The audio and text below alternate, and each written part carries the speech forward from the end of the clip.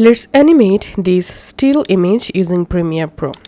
First of all, select the image clip and go to Effect Controls, and here we can see the video effects.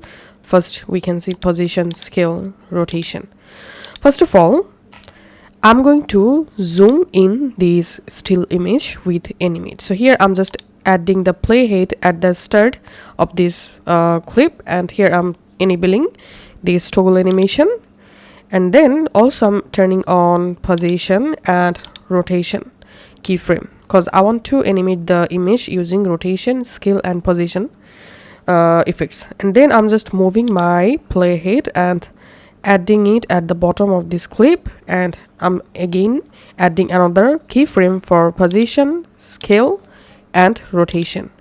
And this time I'm just adding scale value 80% for example, and I'm changing the position a little bit just like this, and also I'm just rotating my video a little bit. And now if I play the video, as you can see, a very basic animation created for this still image.